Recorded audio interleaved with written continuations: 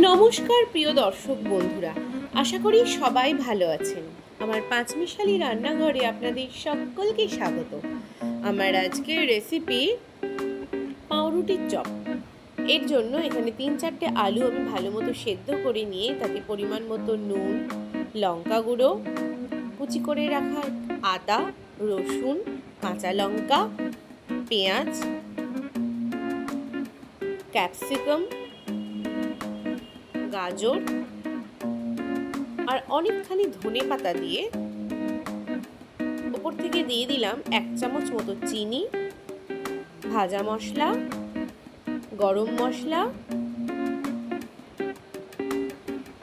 দিয়ে ভালো মতো মেখে এটাকে আমি রেখে দেব। একটা বাটিতে জল নিয়ে পাউরুটির সাইডগুলো আমি কেটে নিয়ে একবার করে ডুবিয়ে হালকা করে নরম করে নিয়েছি। মাঝখানে দিয়ে দিয়েছি সেই আলুর পুর আর ওপর থেকে ব্রেড ক্রাম্বস ভালো মতো মাখিয়ে নিয়েছি। কড়াইতে সাদা তেল গরম করে হালকা আঁচে এগুলোকে একটা একটা করে আমি ভেজে তুলে রেখেছি। সন্ধেবেলা স্ন্যাক্স হিসেবে একদম পারফেক্ট একটা রেসিপি। আপনারাও বাড়িতে এইভাবে একবার পাউরুটির চপ বানিয়ে খেয়ে দেখবেন। ভিডিওটি ভালো লাগলে লাইক, কমেন্ট, শেয়ার করতে একদম ভুলবেন না। আর অবশ্যই আমাদের চ্যানেলটিকে সাবস্ক্রাইব করে দেবেন।